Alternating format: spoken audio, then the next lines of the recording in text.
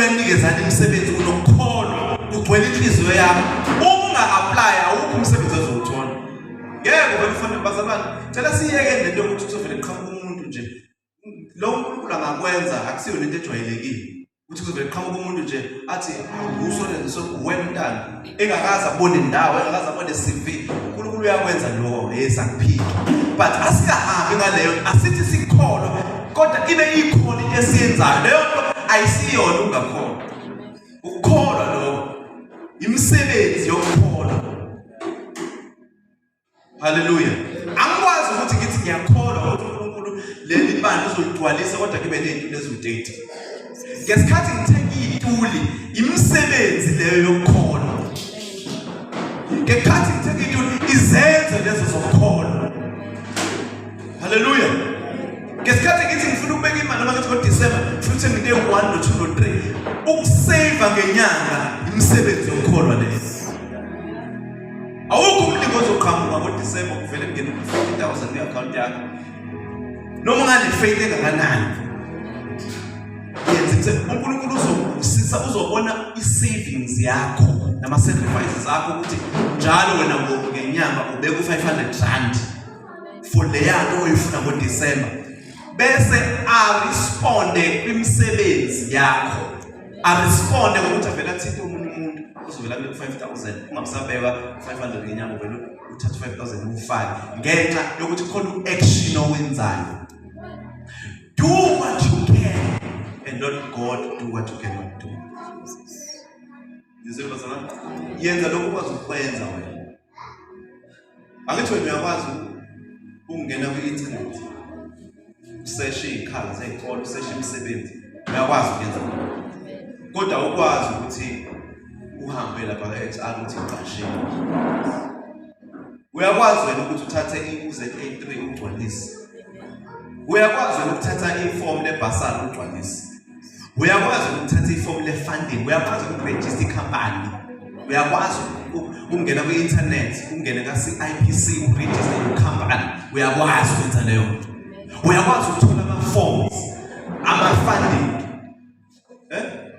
uyakwazi ukwenza leyo nto kodwa ukwazi ukuthi usitholele i-funding ngesikhathi uthathe ama-forms e-funding uwagcwalisa imisebenzi leyo yokukholwa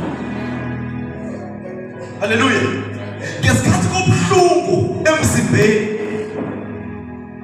unokukholwa okugcwele inhliziyo ngesikhathi usukuma ngelinye ilanga uthatha istep esi-1 uthi noma kubuhlungu imisebenzi leyo yokukholwa ngesikhathi ukhuluma uthi no akubuhlungu kube kubuhlungu imisebenzi leyo yokukholwa ngesikhathi uthi mina nginamandla usho ukuthatha imisebenzi leyo yokukholwa haleluya ukukholwa kunemisebenzi iBhayibheli uJames uthi ukukholwa ngenamisebenzi ufile haleluya ungizwile ngithe kade ngifakaza ngithe ngiyabuya maduzana lapha ngiyolanda experience ngizobuya ngipost enkulu ngikusho lokho ngokukholwa kodwa akuzogcina ekutheni ngikholwe ngenhliziyo ngikholwe ngenhliziyo ngakukhuluma ngomlomo nje ngikutshela nje angizogcina lapho ngizo-applya akona u-HR uzozakini imina engizohambisa i-application yami ku-HR iphushwa i-force ewukholwa haleluya so ukuze ukukholwa kwakho ukusebenzele noma ukudedele ukusebenzisa ungacwangcisi kuphela lelo point elifuna ukuveza uma ukhuluma okufunayo usukhipha futhi usebenzisa ukukholwa kwakho ngesikhathi ukhuluma uyakurelease ukukholwa ukukhuluma ikhona bazalwane so lokho ukukhuluma lokho kuyesinye sezenzo noma kuyezinye imisebenzi uma ukukholwa kuzohlala enhlizweni kuphela ngeke kusize nalutho ngeke kusize nalutho uma uzogcwalisa enhlizweni yakukholwa ukuthi ungibizile kodwa you don't read the Bible umsebenzi wakho angithi uyakholwa ukuthi ubizile so ukuze ke lolu bizo lokho libonakala fanele kube khona into engiyenzayo ukuthi ngilifunde izwi. I will be a businessman omkhulu la eMaritzburg, but you are not doing nothing. Imisebenzi leyo. Isikhathi unyakaza, isikhathi ukhuluma nabantu wenza imisebenzi, ukholwa ukuthi uNkulunkulu ukunikile umsebenzi, do something. Uma lo msebenzi ofuna ungewona o-applyelwayo, connect with people abenza lo msebenzi noma abazi maqondana nalo msebenzi. Praise God. So musukwenza noma musukuba nemisebenzi ukukholwa kungena. Useless nje. Futhi musukuba nemisebenzi musukholwa emsebenzini ngeke. Ngakho sibe clear. Right? So udinga ngo2 ukukholwa nezenzo. Hallelujah. Uma wakuhlanganisa izinto zombili uzobona izwi lisebenza. Asibukeni izwi kaNkulunkulu kafushane Joshua chapter 6 verses number 1. Joshua chapter 6 ngiyofundela nje verse 1 16. Joshua chapter number 6 from verse 1 to 16. Verse 1. IJerikho lalivalile amasango alo ngenxa yabantwana bakwa-Israyeli. Kwakungaphumi muntu kungangeni muntu. IJerikho lalenze njani? Lalivalile ngenxa yabantwana bakwa-Israyeli. Kungekho ongenayo khona. Kungekho lokho futhi. Right? IJerikho livalile. I don't know ukuthi inevalile empilweni yakho. Nevaliwe phambi kwakho. But la lithi eBhayibhelini iJerikho lalikade livalile ngenxa yabantwana bakwa-Israyeli. Kusho ngaphakathi engaphakathi iJerikho, ongaphandle engaphandle, ongaphakathi engakwazi ukuya ngaphakathi, ongaphandle engakwazi ukuya ngaphakathi, nongaphandle kanjalo engakwazi ukungena, nongaphakathi engakwazi ukuphuma. Right? Verse 16. Kwathi ngokwesikhombisa abapristi sebebethile amacilongo. UJoshua wathi kubantu, "Khamulukani ngokuba uJehova uninikile umuzi." Amen. Le ndaba bazalwane uNkulunkulu ukhuluma noJoshua la from statement esilapha ku verses number 1 ukuthi iJerikho lalikade livalile. Ungangeni umuntu kungaphumi umuntu, right? Usethi uNkulunkulu kuJoshua, Joshua tshela abantwana baka-Israyeli ukuthi ngibanikezile iJerikho. Usho iJerikho livalile ukuthi banikile. Kodwa ngenhla kuthiwe akekho ongenayo, akekho ophumayo. uNkulunkulu uyakwazi ukukunika into ingekho into ekhombisayo ukuthi unikiwe leyo nto. uNkulunkulu uyakwazi ukukunika into ivalile. Uyakwazi uNkulunkulu ukunika into ingekho. Kanti uNkulunkulu uyakwazi ukukunika into engangeneki kuyona. Lithi iBhayibheli lalivalile iJerikho ungangeni umuntu ungaphumuli. Kodwa uthi nginikile iJerikho esandleni senu. Hallelujah.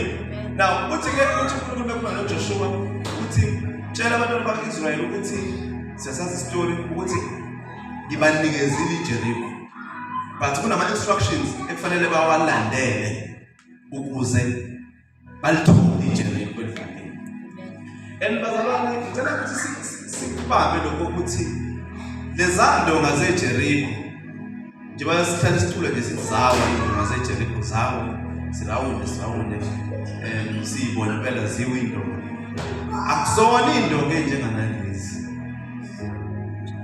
Mhlawumbe kwakuyindonga udonga olulingana naleli okungahamba imoto phezulu. Not kuyilane one elingana naleli. So kwangezona indonga ongayiwisa nje ngokalula. Even ngisho kuthiwa unematerial yokuyiwisa. So kwakuyindonga enkulu kwangaphambani imoto eziningi phezulu kulona. So asibe naso leso stop ukuthi humanly speaking noma ngokubuka kwabantu kwakuyinto engeke ize yenzeke le. ukuthi ngawe indonga ezingaka udonga olulodwa leli holo lonke. Hallelujah. Now uthi uNkulunkulu ke batshele ke Joshua ukuthi abathatha abapriest abazophatha amacilongo ayisikhombisa. Bese every day labapriest bazohamba phambili. Phambi kwabo ubeke amabutho noma ubeke amasosha aphethe ikhaya. Bese abapriest abaphethe amacilongo ayisikhombisa ubeke umphongolo wesivumelwano. Bese every day emva komphongolo wesivumelwano bese kuba abantu nje. Uthi into enzongenzela yona njengoba iJericho livalile. Ningakwazi ukungena kulo. What you will do for me? Every day nizovuka ubeke lamabutho phambili. Emva kwawo bese abapriest baphethe amacilongo beshaya amacilongo. Bese emva kwabo kube umphongolo wesivumelwano. Bese nizungeze iJericho for 6 days. Nizungeza once. Ukuze lezindonga ziwe. Yabona ukuthi uNkulunkulu udemanda into enzima lento enkulu kabi kulabazalwane. Othi mawuyibuka wena kusho ukuthi uma kuJoshua ngempela uyizwe lento ayishoyo ukuthi khona indonga ezingawiswa ukuthi siyarawunda. Hayi ukuthi siyayishaya siyarawunda. Yabona ilevel yakho yokukholwa kufanele isuke from i-baby faith iye kwi-Bible faith, iye kwi-strong faith. Hallelujah. So uthi uNkulunkulu ubatshele Joshua ukuthi bazovuka njalo ekuseni. Bathatha amacilongo abo nomphongolo wesivumelwano bazungeze once for 6 days. Thikiya ukuthi ngosuku lesikhombisa bese nizungeze ngesikhombisa. Uthi uNkulunkulu bese ziyawa yini. Hallelujah. But konke ngithanda instruction ayikhiphayo lapho Joshua uthi aniyamove angashongo. Aniyamemeza angashongo. Because if faith in ama rules, there are rules of engagement with faith. Hallelujah. You move as the word says. Unyakaza ngokusho kwezwi. Uma usekholwe noma unokholo ngento ethile unyakaza ukuthi every time you take a direction of the wind. Njalo uzokholwa uNkulunkulu. Fanele uthembe ukuthi izwi liyavumelana nalento bese uthatha i-direction yezwi. Uthi Joshua into enzongenzela yona njalo every day nizothatha i-direction yephupho la. And memezi ngashongo and moving ngashongo. Lithi iBhayibheli wabatshela abapriest first day baqala bazungeza. Mabezungeza bazalwane labazalwane ukuze bakhole kwamele qala bakholwe ukuthi indonga seyiwile. Yabona imisebenzi yokukholwa nabona bayakholwa yizwi Joshua lishoyo. Kodwa akuphelele ukukholwa yizwi Joshua lishoyo. Sekufanele manje balandele into esenhlizweni yabo ukuthi bayiphuthe into action. Because ukukholwa, I'm saying it again, okungenayo imisebenzi kufile. Uma ukube bavele bakholwa ukuthi uNkulunkulu usinikeze iJericho bayihlalela bayirelaxela, la sasingeke ziyiwe indonga zaseJericho. Kodwa kwafanele bathathe lokho abakuzwile bakuhlanganise nalokho ekumele bakwenze ukuze bathole abangenakho. Webazalwane, thatha lokho okuzwile okuyizwi kaNkulunkulu uhlanganise nemisebenzi ehambisana naleyo nto oyifunayo ukuze ukwazi ukuthola lento ongenayo. Lithi iBhayibheli basungeza ngosuku lokuqala indonga enkulu abapriest phambili. Lithi iBhayibheli babeshaya amacilongo every day kungenzeki lutho because ekukholweni akwenzeki ngendlela yakho. Ekukholweni kuyalindwa. You have to exercise patience in faith. Ukukholwa abazalwane akuhambi ngendlela abantu ababuka ngayo. Ekukholweni uhamba ngepace kaNkulunkulu. So kusho ukuthi ekukholweni kunesithelo sokubekezela fanele sibonakale. Ungasho ukuthi ngi-applyile namhlanje kusasa ngido-applya. Ungasho ukuthi nginikelile namhlanje kwangenzeka lutho kusasa ngizonikela ungasho ukuthi ngithandazile namhlanje ngamkhona uNkulunkulu kwangenzeka lutho. You have to exercise patience in faith. It's the key. Patience is the key. Faith.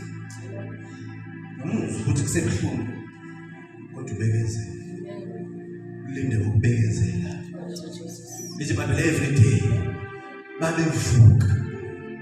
Abasavuswa ukuthi bayibone izinyakaza mhlawumbe nama-cracks enyongweni. Bavuswa yizwe esho uNkulunkulu kuJoshua. Abasavuswa abanyakaziswa ukuthi khona ithemba. Abanyakaziswa ukuthi khona wake wathi khona umsebenzi obakuthembisayo. Abasanyakaziswa ukuthi bake bezwa bengcono namhlanje banethemba lokuthi kusasa bazoba ngcono. Sebenyakaziswa ukuthi yena ushilo. Ngoba into esenza siqhubeke noma ngasaqhubeki akusibona amazwi abantu esiwazwile. Kodwa into esenza ukuthi siqhubeke ukuthi yena ushilo. Bazalwane amazwi abantu ayashintsha kodwa khona izwi nephimbo elingashintshi. Bavuka first day bazungeza indonga kungenzeki lutho. Indonga enkulu bazalwane ezisabisayo nethusayo phambi kwabantu. Because sometimes uNkulunkulu uzokutshela izinto ezibukeka zihumanly impossible kodwa kubuye ezokwenzeka. Bazungeza indonga. Ungazathi ntambama mabebuya bakhona babe discouraged. Hayi seyiyeka. Bazalwane awuzohlala ngalo. Kusizove isikhathi ne-element yokuthi ungabazi. Kodwa phikelela ngabaza namhlanje kusasa uvuka ukuthi ngikhona. Ngabaza namhlanje kusasa ukuthi akuzophela manje. Uvuka uyithathe.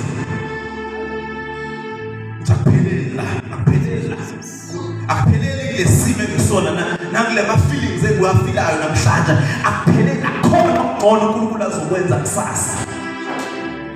Ungazathi babefuna ntambama laba babengarawundi beze khona ziwile cha wonke yikho le aqhubeka kusasa kodwa siyakhona.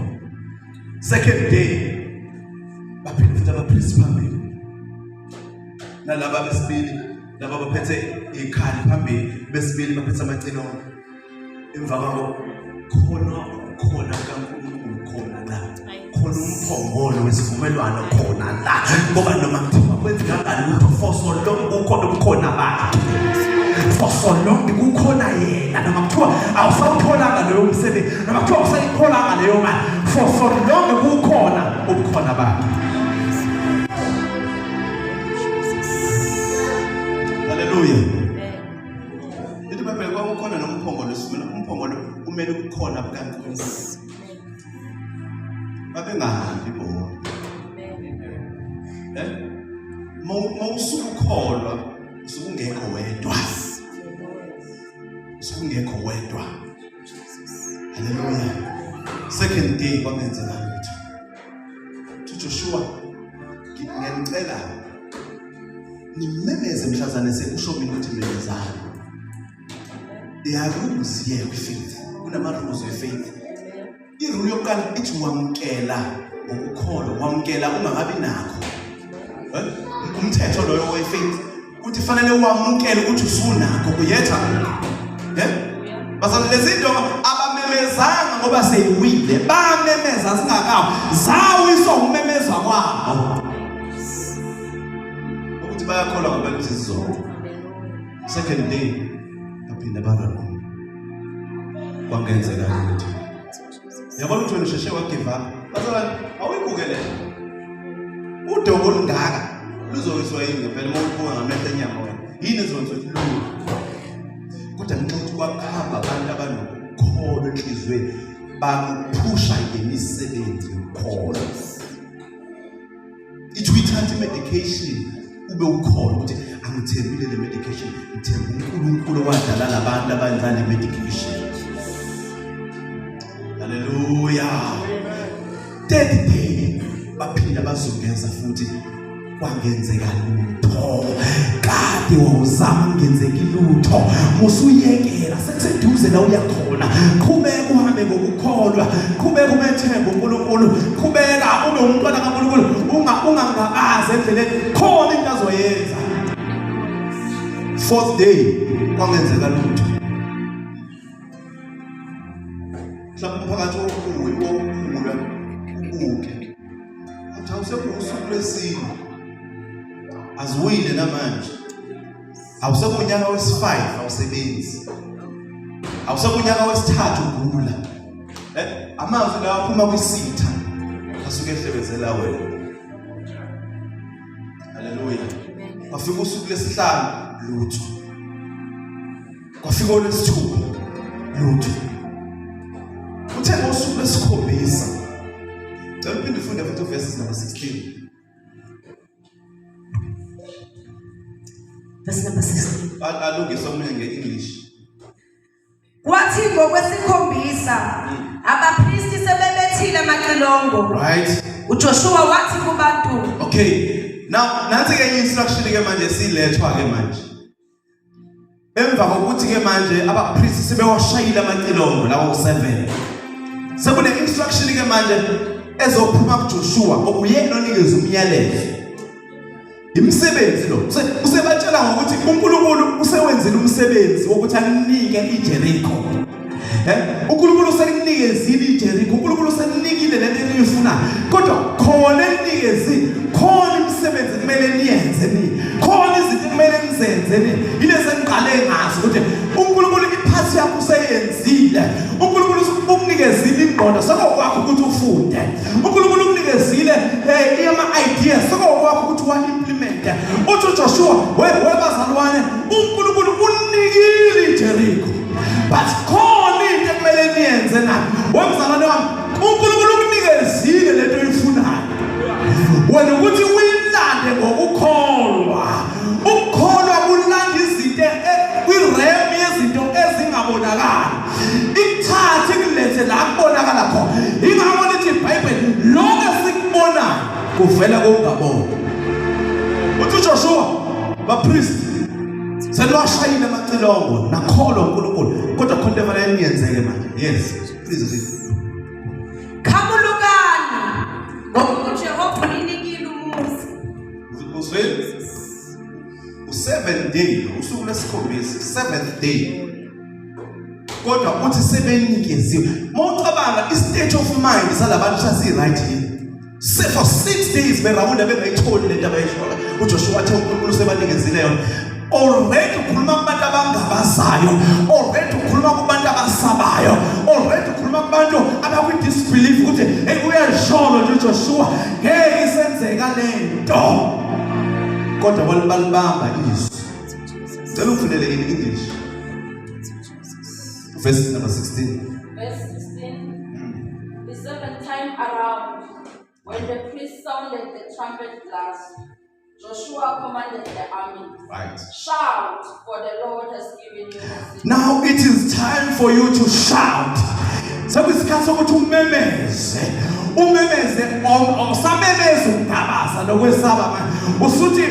Usuyashouta, for the Lord has given you the city. For the Lord has given you the city. Webazalwane awumemezi ngoba usuyiphethe. Awumemezi ngoba indonga seyiwile. Labazalwane babememeza indonga zisamile kodwa kuthiwa bamemeze. Uthi uJoshua nimemezele ukuthi uNkulunkulu usenikezile iJericho. Kodwa indonga zisamile.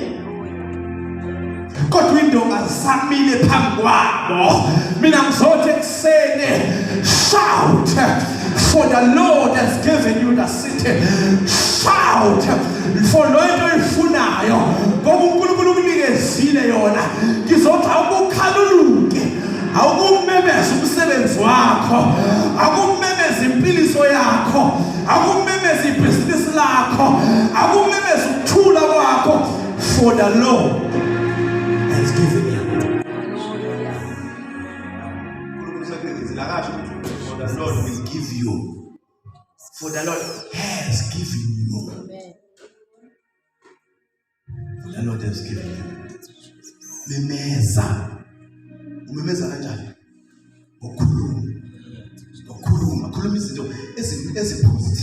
khuluma ukukholwa.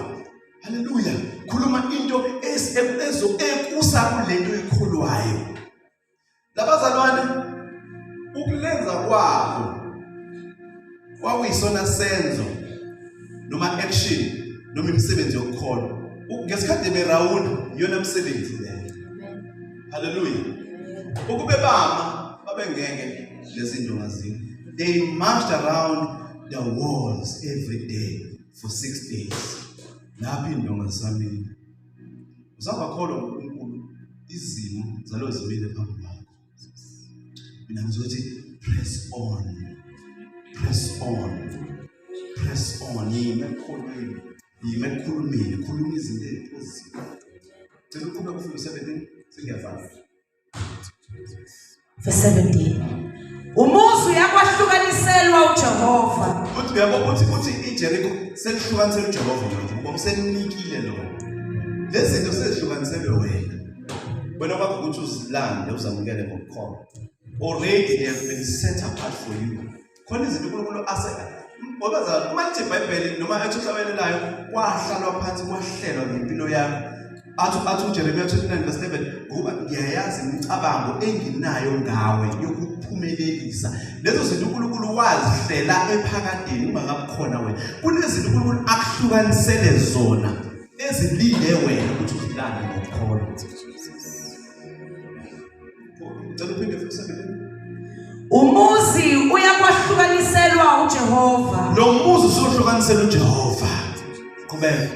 Wona nakho konke kukuwo. Nakho konke kukuwo sekubhilonga kuJehova. Nakho konke kukuwo akusebona okwaseJericho kodwa sekungokwaJehova. Engathi namhlanje ngavuka abantu abazosho njalo phezulu kwempilo zabo ukuthi lokho engikufunayo sekuhlukaniselwe mina konke.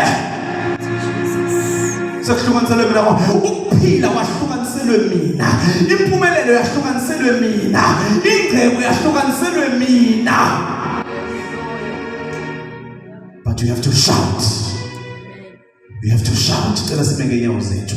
uJoshua ngosuku lesikhombisa, shout for what you desire, for the Lord has given you. Sifuna abantu namhlanje abazomemeza bakhuluma into engekho izibe khona. Awukhuluma ngani bese uyayeka. Awukhuluma ngabili bese uyayeka. Ukhuluma uzuyibone. Ukhuluma uzuyibone. Abathukanga ngesikhathi ziwindonga because vele basebetsheli ukuthi uNkulunkulu usebanikezile. Indonga zaseziphoqeleke kuziwe. Ukukholwa kuyakwazi ukuyisindonga eziphambili. Uma ukwazi ukuthatha intaba kuyinqubule kuyisolwandle, kunamandla futhi ukukholwa ukuthi kuyisindange eziphambi kwakho. Cela sifananise. Angulazi ukuthi umuntu oyingango phambi kwakho. Futhi angazi ukuthi umuntu uzozwisisa kanjani. Iyona formula engiyazi ukuthi kholwa uNkulunkulu. Kholwa uNkulunkulu. Have faith in God. Have faith in God. Kholwa uNkulunkulu. Isho noma yenza njengokusho kwakhe. Actions are required from you. Le misebenzi engishoyo akusikona imisebenzi yokuthi wena uzowenza ululekele uNkulunkulu. No, imisebenzi uNkulunkulu ayilindele ukuthi uyenze to activate ukukholwa okukhona vele kuwe. Hallelujah. I want us to pray namhlanje kuseni to shout for the Lord has given us the city. Angazi ukuthi yini oyikhulekela enkosini kodwa namhlanje I want you to shout for the Lord has given you whatever anointing I want you to shout and thank God. We're shouting yethu namhlanje. I want us to thank God. I want us to thank God. Siphakamisa amaphimbo ethu simbonge uNkulunkulu. Hallelujah. Ukuthi Isaiah uthi hlabelelani kuJehova nasi sizizwe ngemisebenzi yakhe emihle. I want us to shout bazalwane in faith. I want us to believe God. I want us to believe. I want to activate the faith as it is in you. Ngifuna ukuactivate lokukholwa kusenhlizweni yakho. Khuluma bese ukukholwa bese uyakhuluma. Can we all pray? Can we all pray? Baba siyabonga ngemisebenzi emihle osenzele yona. Baba siyabonga ngokuphila. Baba siyabonga ngempiliso. Baba siyabonga ngemali, ngemisebenzi. Siyabonga uNkulunkulu oyingcwele ngama-promotions. Siyabonga Baba ukuthi wena uyasinakekela. Siyabonga ukuthi abantwana bethu bayasilalela, bayakholwa. Siyabonga uNkulunkulu wethu onamandla ukuthi amabhizinisi ethu asekhulile. Siyabonga uNkulunkulu wethu ongcwele. Ushandala bakhosaya. Shout, shout, for the Lord has given you the city. Shout with a loud voice. Katapaya rabakasi kataya. Zetabaya. Believe what you say. Believe what you say. Believe what you say. Shanta katopaya.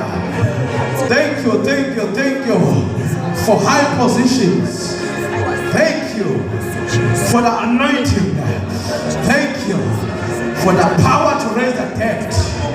Thank you for sponsoring us with power, with your anointing, oh God. Thank you that this church is full of committed people. In the name of Jesus. In the name of Jesus. Siyakholwa izwi lakho. Abagulayo sebephilile siyabonga. Abangasebenzi bayasebenza siyabonga. Abaswele sebenakho siyabonga. Abalahlekelwe nabalahlekile sebetholiwe siyabonga. Ekhathoshe jena mando khosiya. Inhlelo zethu zonke seziphumelele siyabonga. Intaba seziqhubekile zayophonseka olwandle siyabonga. Igange zaseJericho seyiwile siyabonga. Siyamemeza ekuseni. Siyabonga ekuseni. Siyakhanuluka ekuseni. Sibonga ukuthi ukuhluka akukho. Sibonga ukuthi stress asikho. Sibonga ukuthi ukukhathazeka akukho. Shato. Shout, for the Lord has given you whatever you desire. Shout. Kaposha tabaya. Ati family Jericho la uzali. Namhlanje your Jericho is opening up. Namhlanje you have been given your Jericho.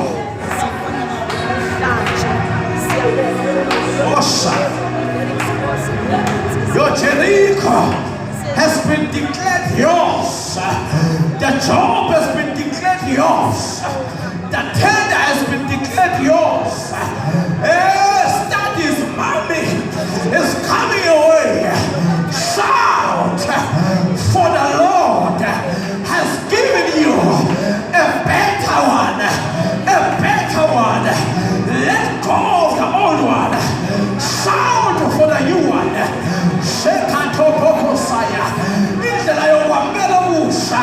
Is to let go of the old. Shout, for the Lord has given you, not man. Awunikezwe abantu, unikwe uNkulunkulu. Awunikezwe uJoshua, unikwe uNkulunkulu. Okuvela kubantu kuyasuka, okuveli kuNkulunkulu kuyasuka. Okuvela kuNkulunkulu akusuke. Akekho ozokususa kukho, akekho ozokubuka kona. Okunikezwe uNkulunkulu.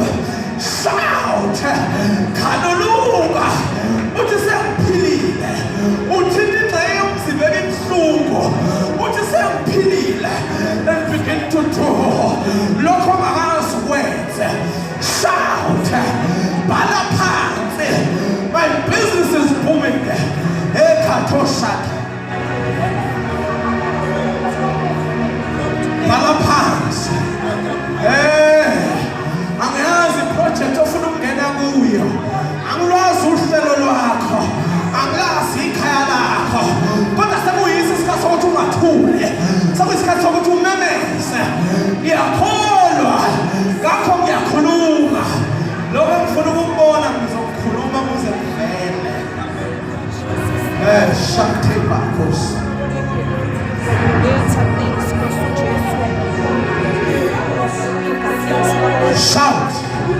Shout, shout, shout.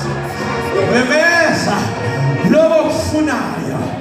Memeza lithi iBhayibheli liyakhona indoda eyeza kuJesu lithi yahlulela ithula. Lithi iBhayibheli yamemeza yathi Jesu ndodana kaDavide ngihawukele. Lithi iBhayibheli bazama ukuyithulisa kodwa kwayikhona imemeza kakhulu. Zikhona izimo ezokuthulisa, zikhona izimo ezithulisa ihubo kodwa uma zikuthulisa memeza kakhulu. Uma kuvala gijima kakhulu. Shout, for the Lord has given you that land you've been praying for. Shout, for the Lord has given you that house you've been praying for. Shout, for the Lord has brought you a buyer of that house you are selling. Shout, for the Lord has given you the inner peace. Shout, memeza uthi senginokuthula. Memeza uthi senginomuhle. Memeza uthi sengudayisile ngathobonqono. Memeza uthi sengishadile. Memeza ekhathophasiya uthi ekhaya hleli kahle. Uthi ngiyasebenza. Uthi nginakho. Ngiyakholwa. Ngakho ngiyakhuluma. Shout, for the Lord has given you a city.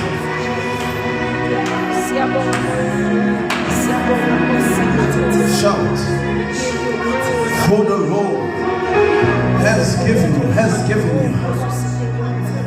Okulebe uye angeke uthukile. Shout, for the Lord has given you. The world is still standing before you. All you need to do is to shout. All you need to do, memeza, sabelindonga, memeza kakhulu. Jesu ndodana kaDavide, ngihawukele.